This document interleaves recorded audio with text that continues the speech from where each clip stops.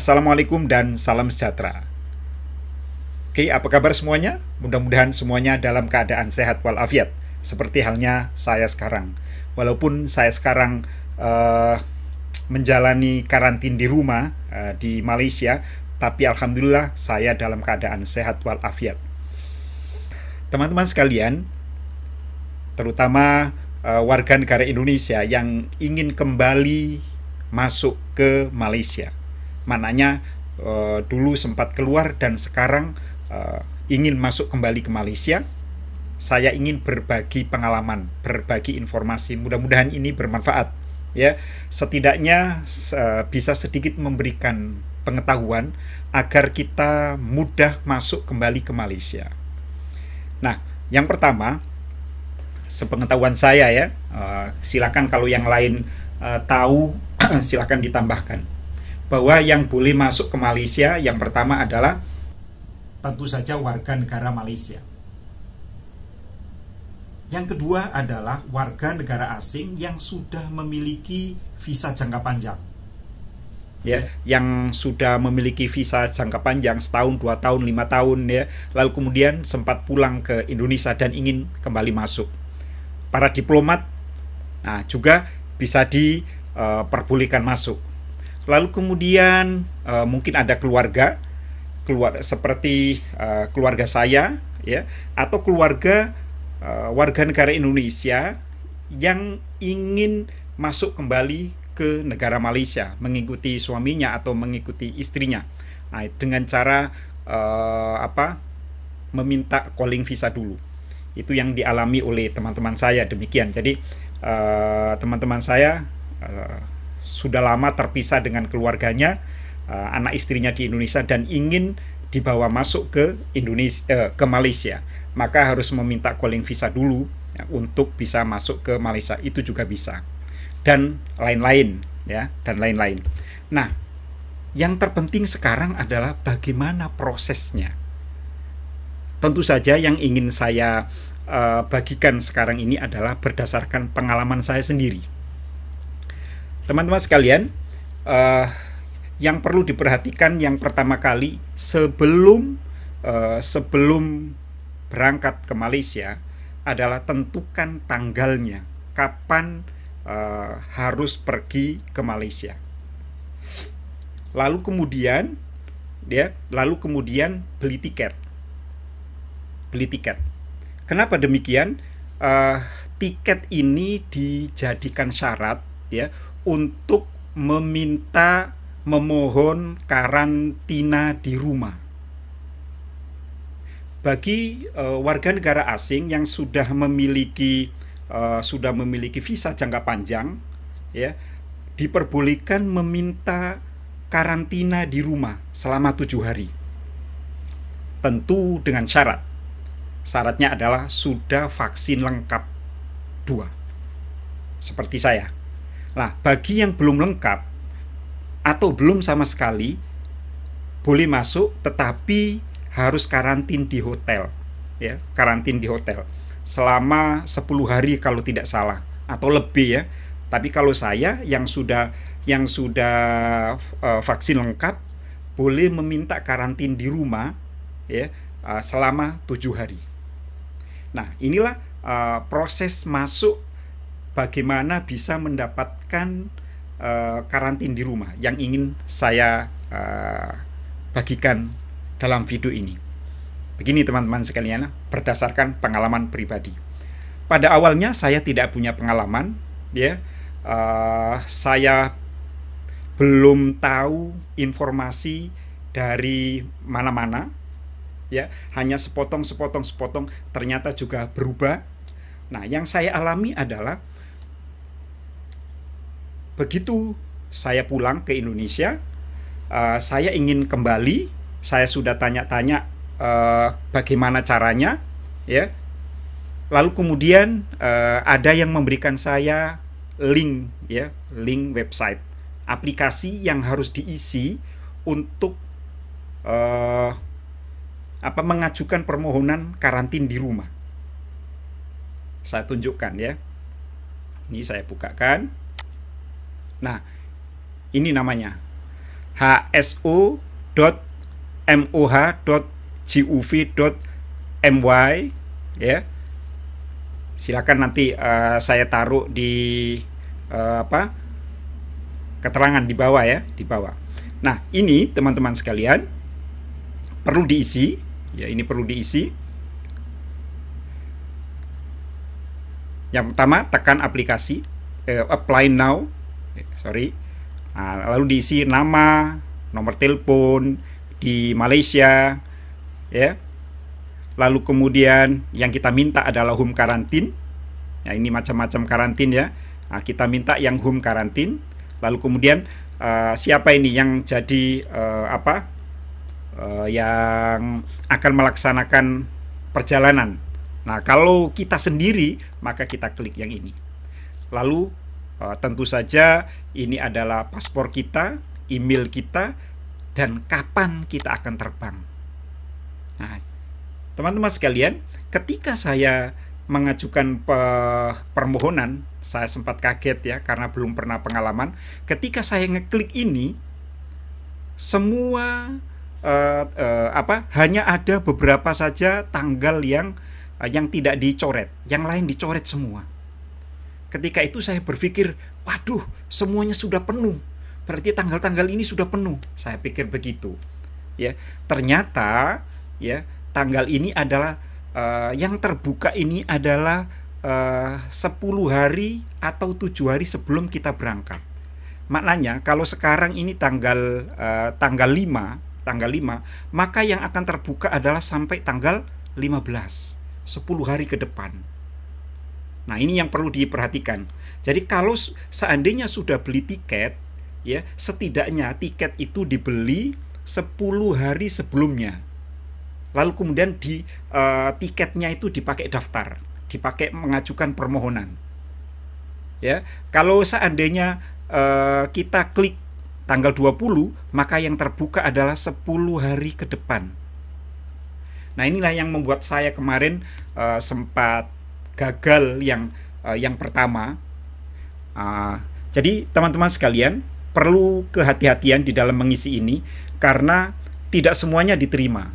Seperti halnya yang saya alami karena kegopoan saya, ketidaktelitian saya, lalu kemudian saya pertama itu gagal, artinya ditolak.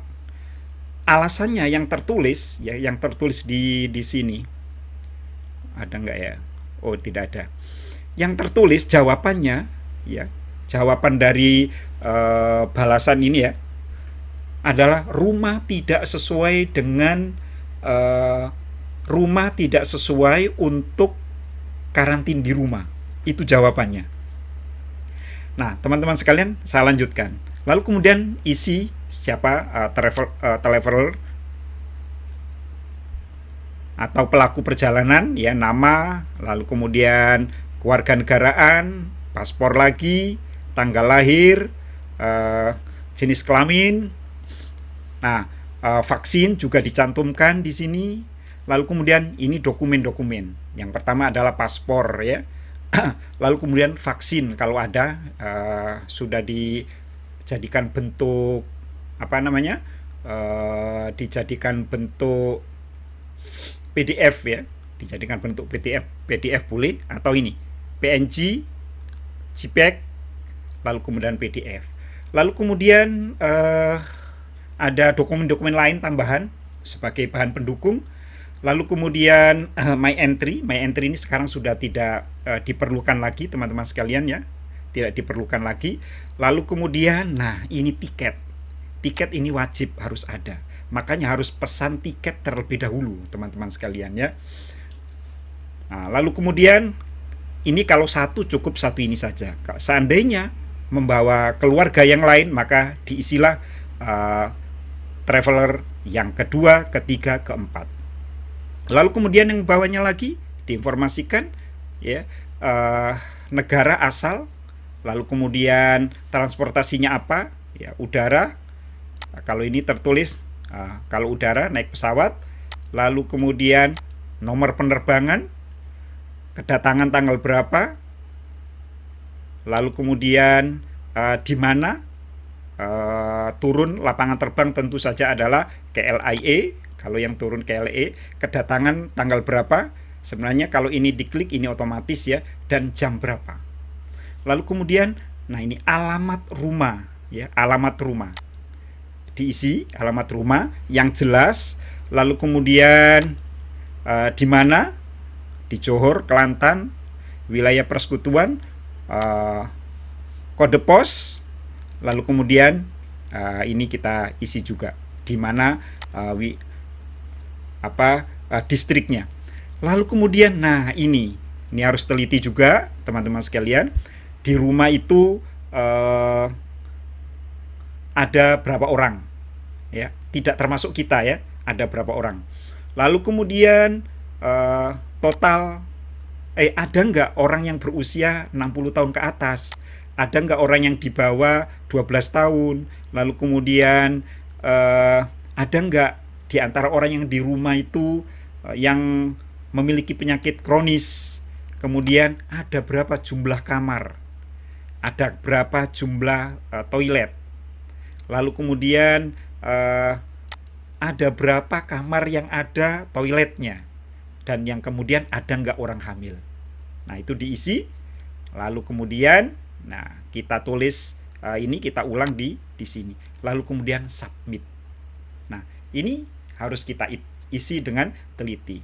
Nah setelah itu kalau sudah lengkap maka kita akan dapat jawaban ke email kita. Nah, seperti ini.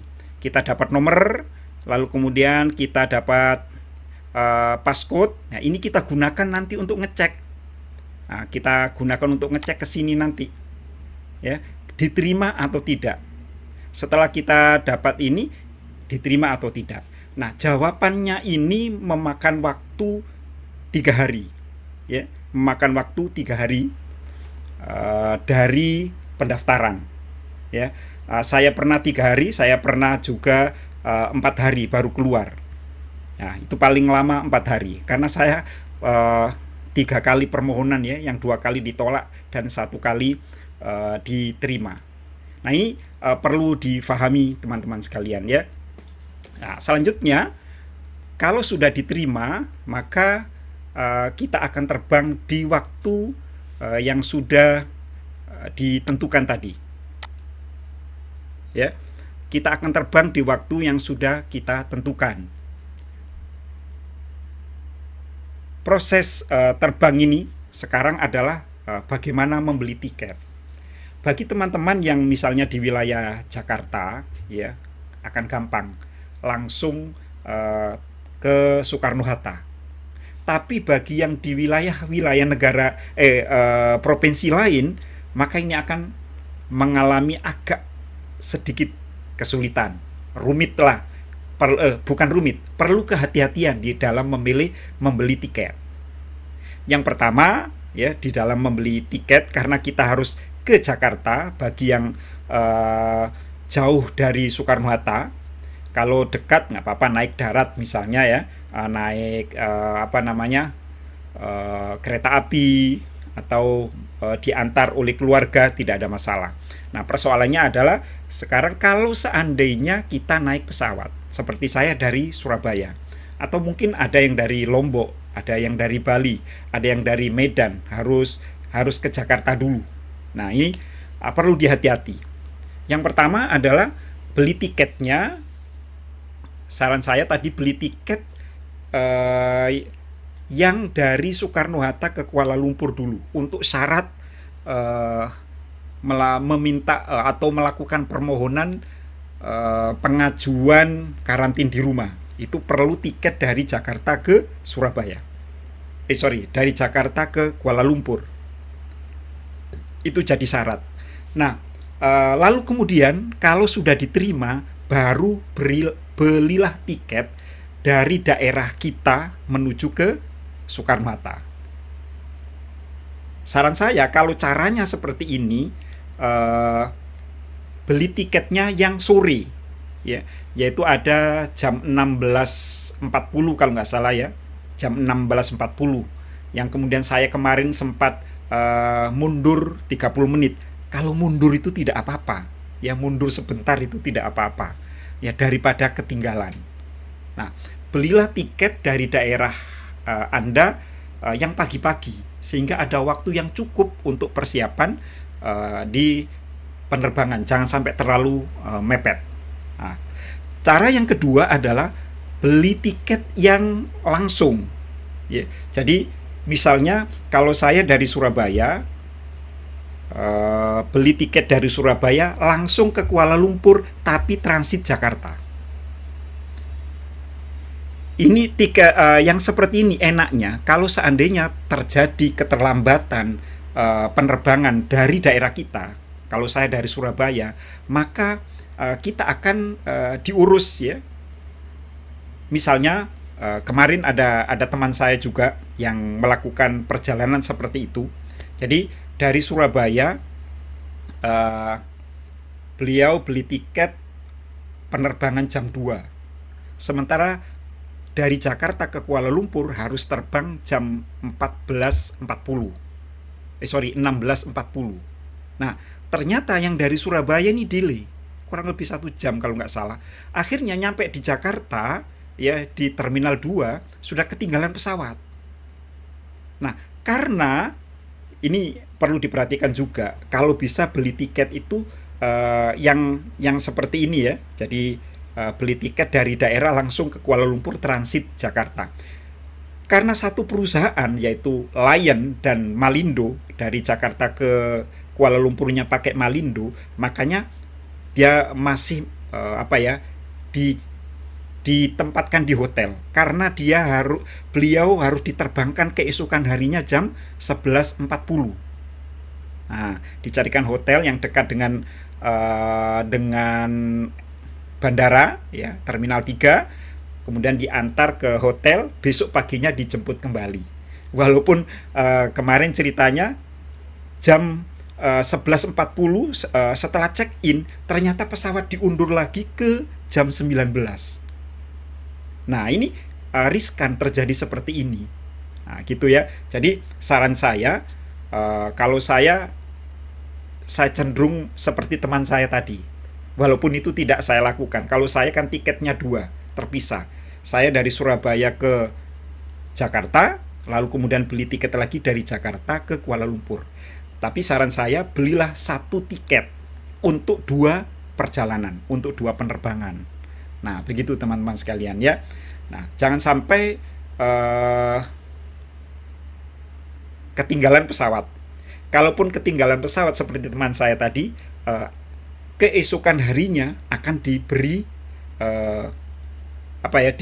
ditunda ke penerbangan berikutnya. Nah, pada saat yang sama itu ada murid saya juga terbang dari Surabaya ke Jakarta, lalu kemudian akan ke Kuala Lumpur. Tapi dia tidak bernasib sama dengan teman saya tadi. Walaupun satu pesawat dari Surabaya naik Lion ke Jakarta. Apa yang membedakan?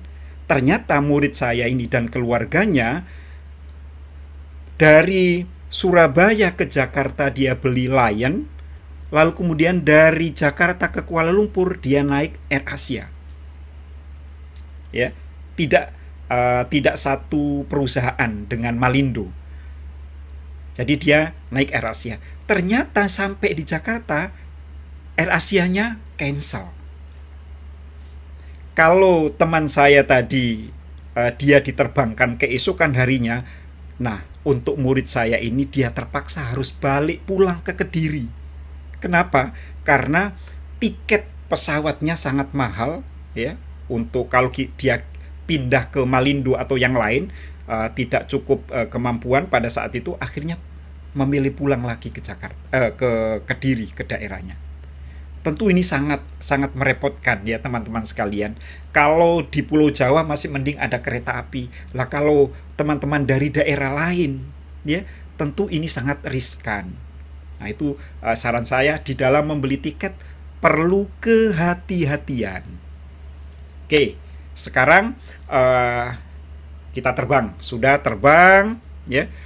Saya kemarin terbang mundur 30 menit. Jadi terbang jam 5.15. Akhirnya nyampe di Kuala Lumpur jam 8.30 malam. Jam 8.30 malam. Nah, sebenarnya proses di Malaysia sangat cepat, ya. Prosesnya sangat cepat. Saya hitung kira-kira 15 menit. Kalau kasusnya seperti saya sudah mendapatkan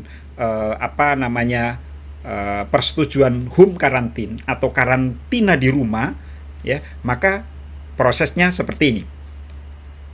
Turun dari pesawat, ya, lalu kemudian kita naik tren, ya, naik tren di dalam bandara itu, lalu kita keluar. Kalau dulu biasanya kita akan langsung menuju ke imigrasi.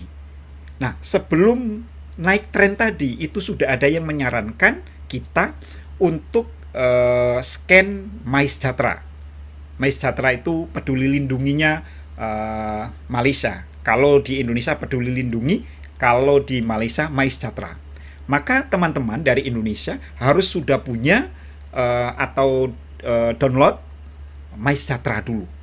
Nah, diisi. Nah, kemarin bagi yang belum mengisi, belum punya MySejahtera, ketika check-in di Jakarta sudah diajarin untuk ngisi. Kebetulan saya sudah punya, maka saya sangat lancar, ya. Bahkan saya check-in yang pertama. Nah, karena lancar. Nah, udah. Sekarang kembali setelah turun, bagi yang belum punya MySejahtera, maka harus mengisi. Cukup memakan waktu, terutama bagi teman-teman yang belum tahu, ya, ini cukup memakan waktu untuk mengisi ini. Setelah mengisi, teman-teman, lalu kemudian tidak jauh dari situ ada banyak kursi, meja kursi. Kita akan ditanya paspor, visa. Ya, ini belum imigrasi ini, ya, belum imigrasi. Ditanya mau karantin di hotel atau home karantin. Nah, saya kebetulan sudah home karantin, maka saya bilang home karantin. Ditanya, apa buktinya? Ini buktinya. Nah, gitu. Sudah vaksin? Sudah. Ditanya, ini sudah vaksin. Oke. Lalu kemudian di situ kurang lebih 5 menit, kemudian kita disuruh PCR. Ya, PCR sebentar saja, 1 menit, selesai. Keluar kita harus bayar 250 ringgit. Bayar PCR. Lalu kemudian setelah kita bayar, baru di belakangnya 5 meter dari situ imigrasi. Nah, imigrasi sudah sangat gampang, ya, sudah sangat mudah karena proses 2 tadi sudah kita lalui. Di imigrasi sebentar saja udah keluar. 10-15 menit sudah selesai. Lalu kemudian kita ambil bagasi. Ya, setelah ambil bagasi, kita nunggulah jemputan. Yang nggak dijemput, ya naik Grab. Ya, kita juga ditanya ketika meja kursi yang pertama tadi, ditanya naik apa pulang, naik apa ke rumah. Saya bilang ada yang menjemput. Kalau teman saya bilang naik Grab, ya, ada naik Grab. Itu saja. Jadi cukup mudah teman-teman sekalian, ya. Hanya perlu kehati-hatian. Jangan sampai terjadi kasus seperti saya karena belum pernah pengalaman, tidak ada yang memberitahu secara detail, maka saya kehilangan tiket, ya, dari Surabaya Jakarta dan Jakarta Kuala Lumpur. Ya, hangus tiket saya. Nah, juga jangan sampai seperti teman saya yang ketinggalan pesawat di Jakartanya. Ya, akhirnya harus tertunda. Itu masih mending, nggak mengeluarkan duit lagi, tapi banyak waktu yang terbuang. Lalu kemudian jangan juga bernasib seperti murid saya. Nyampe di Jakarta, cancel, dia harus pulang lagi ke daerahnya, ke Kediri, Jawa Timur. Nah, itu pengalaman saya. Jadi mudah-mudahan cerita saya ini bisa memberikan pengetahuan, pengalaman, ya, kepada teman-teman yang mau balik ke Malaysia atau mau masuk ke Malaysia. Yang punya pengalaman lain, silakan komen di bawah agar kita bisa berbagi ilmu kepada yang lain. Jika ada pertanyaan, silakan juga komen. Tapi jangan lupa juga subscribe dan like agar saya bersemangat untuk membuat video lagi. Terima kasih atas perhatiannya. Assalamualaikum dan salam sejahtera.